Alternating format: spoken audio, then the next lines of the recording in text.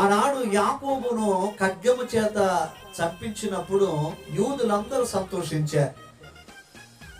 పేడ విరగడు పోయింది, నజరేతు సువార్తక వెదజల్లబడదు అని యూదులు సంతోషిస్తుంటే, ఈ కార్యము యూదులకి బాగా ఇష్టమని పేతురు కూడా పట్టుకున్నాడు.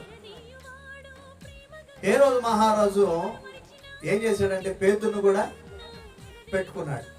ఈ యొక్క పేతురు చెరసాల్లో ఉన్నప్పుడు, ఈ పేతురు చెరసాల్లో వేయబడిన కాలం ఏంటంటే పండుగ దినాలు. గుర్తుపెట్టుకోండి దేవజనమ, పండుగ దినాలు అంటారు కానీ సరైన ప్రార్థన గనక చేయకపోతే అవి కొన్ని కుటుంబాల్లో కీడు దినాలు అయిపోతాయి. ఇది వాక్యంలోనే ఉంది. ఎందుకో పరిశుద్ధాత్మ దేవుడు నాకు ఈ లేఖనాన్ని తీసుకురమ్మన్నాడు.